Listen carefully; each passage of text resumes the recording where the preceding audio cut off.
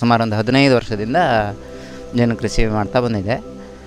ಅದು ತುಂಬ ಲಾಭದಾಯಕ ಅನಿಸುತ್ತೆ ನನಗೆ.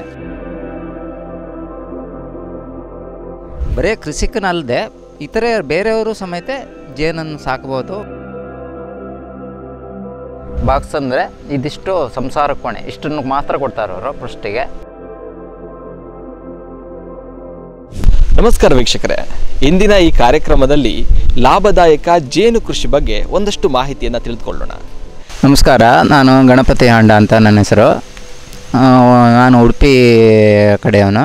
ಇಲ್ಲಿ ಹಲವು ವರ್ಷದಿಂದ ಇಲ್ಲಿ ಜಮೀನು ತಗೊಂಡು ನಾನು ಕೃಷಿ ಮಾಡ್ತಾಯಿದ್ದೆ. ಅದರಲ್ಲಿ ಜೇನು ಕೃಷಿ ಮಾಡಬೇಕು ಅನ್ನೋದು ನನಗೊಂದು ಮನಸ್ಸಲ್ಲಿ ಭಾಳ ಆಸಕ್ತಿ ಇತ್ತು ಮೊದಲಿಂದ. ಆಮೇಲೆ ಒಂದು ಸಾರಿ ನಮ್ಮ ಹಾರ್ಟಿಕಲ್ ಆಫೀಸ್ ಅವರಿಂದ ಒಂದು ತರಬೇತಿ ಇದ್ದಿತ್ತು. ಆ ತರಬೇತಿಯಲ್ಲಿ ಹೋದಾಗ ಅವರು ಜೇನು ಕೃಷಿ ಬಗ್ಗೆ ನನಗೆ ಸ್ವಲ್ಪ ಮಾಹಿತಿ ಎಲ್ಲ ಕೊಟ್ಟರು. ಅಲ್ಲಿಂದ ನಾನು ಜೇನು ಕೃಷಿ ಆರಂಭಿಸಿದೆ. ಸುಮಾರು ಒಂದು 15 ವರ್ಷದಿಂದ ಜೇನು ಕೃಷಿ ಮಾಡ್ತಾ ಬಂದಿದೆ. ಅದು ತುಂಬ ಲಾಭದಾಯಕ ಅನಿಸುತ್ತೆ ನನಗೆ. ಮತ್ತು ಒಬ್ಬ ಕೃಷಿಕನಾದವನಿಗೆ ಒಂದು ಜೇನು ಸಾಕಾಣೆ ಅನ್ನೋದು ಒಂದು ಭಾಗವಾಗಿದ್ದರೂ ಭಾರಿ ಒಳ್ಳೆಯದು. ಬರೀ ಕೃಷಿಕನಲ್ಲದೆ ಇತರೆ ಬೇರೆಯವರು ಸಮೇತ ಜೇನನ್ನು ಸಾಕ್ಬೋದು. ಮನೆಯಲ್ಲಿ 1-2-3 ಬಾಕ್ಸ್ ಇಟ್ಕೊಂಡ್ಬಿಟ್ಟು ಸಾಕಿದರೆ ಅವರಿಗೆ ಅವರ ಒಂದು ಜೀವನದಲ್ಲಿ ಒಂಥರ ಮನಸ್ಸಿಗೆ ನೆಮ್ಮದಿ ಕೊಡುವಂಥ ಒಂದು ಸಂದರ್ಭವೂ ಇರುತ್ತೆ ಅದರಲ್ಲಿ. ಮತ್ತು ಅವ್ರಿಗೆ ತುಂಬ ಆದಾಯವೂ ಇರುತ್ತೆ ಆ ಜೇನು ಸಾಕಾಣಿಕೆಯಿಂದ.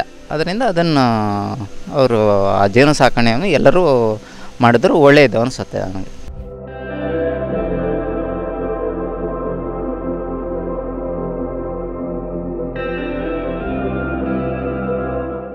ಈ ಜೇನು ಕೃಷಿ ಆರಂಭಿಸಬೇಕು ಅಂದರೆ ಅಂಥ ಆಸಕ್ತಿ ಇದ್ದವರಿಗೆ ಆರಂಭಿಕ ಹಂತ ಏನು?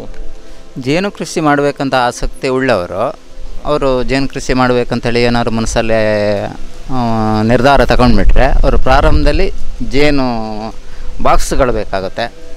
ಆ ಬಾಕ್ಸನ್ನು ಅವರು ಎಲ್ಲಿ ಸಿಗುತ್ತೆ ಏನು ಅಂಥೇಳಿ ಯೋಚನೆ ಮಾಡೋದು ಬೇಡ. ನಿಮ್ಮ ಹತ್ತಿರದ ಹಾರ್ಟಿಕಲ್ಚರ್ ಆಫೀಸನ್ನು ಭೇಟಿ ಮಾಡಿದರೆ ಅವರು ಅದಕ್ಕೆ ಸರಿಯಾದ ಮಾಹಿತಿ ಕೊಡ್ತಾರೆ.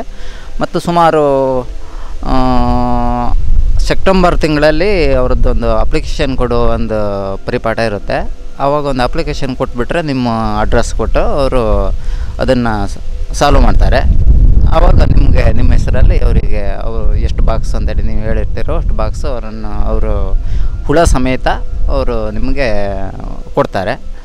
ಆ ಬಾಕ್ಸ್ಗಳನ್ನು ನೀವು ತಗೊಂಡು ಬಂದು ಮನೆಯಲ್ಲಿ ಅದನ್ನು ಸಂರಕ್ಷಣೆ ಮಾಡಿ ಅದನ್ನು ನೀವು ಸಾಕುವ ಪ್ರಾರಂಭ ಮಾಡ್ಬೋದು. ಪ್ರಾರಂಭದಲ್ಲಿ ಬಾಕ್ಸ್ ಅಂದರೆ ಇದಿಷ್ಟು ಸಂಸಾರ ಕೋಣೆ, ಇಷ್ಟನ್ನು ಮಾತ್ರ ಕೊಡ್ತಾರೆ ಅವರು ಫಸ್ಟಿಗೆ. ಇದನ್ನು ಕೊಟ್ಟಿರ್ತಾರೆ, ಆದರೆ ಹುಳ ಇರುವುದು ಇದಿಷ್ಟರಲ್ಲಿ ಮಾತ್ರ. ಆ ಹುಳನ ನಾವು ತಗೊಂಡು ಬಂದುಬಿಟ್ಟು ಅದನ್ನ ಆ ಹುಳ ಜಾಸ್ತಿ ಆದಂಗೂ ಈ ಥರ ಸೂಪರ್ಗಳನ್ನು ಇಡ್ತಾ ಹೋಗ್ಬೇಕದು. ಇದು ಸೂಪರ್ ಅಂತಾರೆ ಇದಕ್ಕೆ. ಇದರಲ್ಲಿ ಇದಿಷ್ಟು ಏನಿದ್ರು ಅವು ಸಂಸಾರ ಕೋಣೆ. ಅದರಲ್ಲಿ ಮೊಟ್ಟೆ ಇಡುವುದು, ಅವು ವಂಶಾಭಿವೃದ್ಧಿ ಆಗೋದು ಇದರಲ್ಲಿ. ಇದು ಏನಿದ್ರು ಹುಳ ಜಾಸ್ತಿ ಆದಂಗೂ ಇದು ತುಪ್ಪ ಮಾಡುವ ಇದಿಷ್ಟು ತುಪ್ಪ ಮಾಡುವ ಒಂದು ಸೂಪರ್ಗಳು. ಇದು 1, 2, 3 ಸೂಪರ್ಗಳಿದೆ. ಇದು ಸ್ವಲ್ಪ ಸಮೃದ್ಧಿಯಾದ ಒಂದು ತಂಡ ಇದೆ. ಹಾಗಾಗಿ 3 ಸೂಪರ್ ಇದೆ. 4-5 ಸೂಪರ್ ತನಕ ಇಡ್ಬೋದು. ಅದು ಅಷ್ಟು ಹುಳ ಬೆಳವಣಿಗೆ ಆದರೆ ಹುಳ ಸಂಖ್ಯೆ ಜಾಸ್ತಿ ಆದಂಗೂ ನಮಗೆ ಗೊತ್ತಾಗುತ್ತೆ. ಹುಳ ಸಂಖ್ಯೆ ಜಾಸ್ತಿ ಆದಂಗೂ ಇನ್ನು ಅಲ್ಲಿ ಜಾಗ ಇಲ್ಲ ಅಂದಾಗ ಅದರ ಮುಚ್ಚಳ ಇದು. ಈ ಮುಚ್ಚಳದಲ್ಲಿ ಹುಳ ಸ್ಟಾಕ್ ಆಗಿ ಅಲ್ಲಿ ತತ್ತಿ ಮಾಡೋಕ್ಕೆ ಶುರು ಮಾಡ್ತಾವೆ. ಆವಾಗ ನಮಗೆ ಇನ್ನೂ ಹುಳ ಸಂಖ್ಯೆ ಜಾಸ್ತಿ ಇದೆ, ಇನ್ನೊಂದು ಸೂಪರ್ ಇಡಬೇಕು ಅನಿಸುತ್ತೆ. ಆವಾಗ ಇನ್ನೊಂದು ಸೂಪರ್ ಇಟ್ಕೊಂತ ಹೋಗೋದು. ಅಂದರೆ 4 ಸೂಪರ್ 5 ಸೂಪರ್ ಇತ್ತಂದರೆ ಅದು ಭಾರಿ ದೊಡ್ಡ ತಂಡ ಅನ್ಬೋದು. ಇದು ಸುಮಾರು ಅಡ್ಡಿಲ್ಲ, ದೊಡ್ಡ ತಂಡ ಇದೆ. ಪ್ರಾರಂಭದಲ್ಲಿ ನಿಮಗೆ ಇಷ್ಟು ದೊಡ್ಡ ತಂಡ ಆಗೋದಿಲ್ಲ. ಅದು 1 ವರ್ಷದ ನಂತರ ಇದು ದೊಡ್ಡ ಆಗ್ತಾ ವಂಶಾಭಿವೃದ್ಧಿ ಬೆಳೀತಾ ದೊಡ್ಡ ಆಗ್ತಾ ಹೋಗುತ್ತೆ. ಪ್ರಾರಂಭದಲ್ಲಿ ಅವ್ರು ಕೊಡೋದು ಇಷ್ಟೇ, ಈ ಸಂಸಾರ ಕೋಣೆ ಇದ್ರ ತುಂಬ ಇರುವ ಹುಳ ಕೊಡ್ತಾರೆ. ಆಮೇಲೆ ಹುಳ ಮೊಟ್ಟೆ ಇಟ್ಟು ಹುಳ ಆದಾಗ ಜಾಸ್ತಿ ಆಗ್ತಾ ಹೋಗುತ್ತೆ.